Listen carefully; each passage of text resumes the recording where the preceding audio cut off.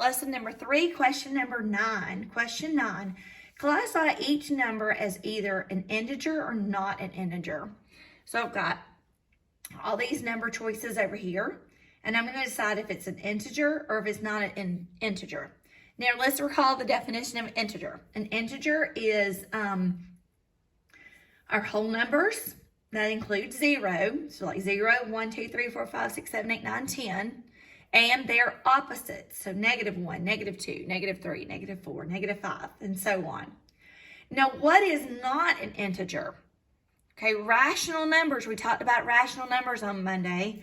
Rational numbers are whole numbers, fractions, and decimals. The fractions and decimals part, those are not integers. So fractions and decimals would not be included. So the first one, we have 17. 17 is a whole number, it's positive, it's an integer. Okay, -9. -9 is a whole number, and so that would be an integer because it's negative of a whole number.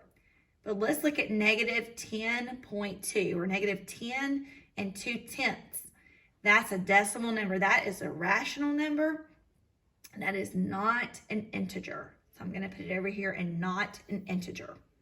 Okay, so integers are whole numbers, and that includes 0 and their opposites, but not rational numbers. Rational numbers include fractions and decimals are not integers unless they're whole numbers.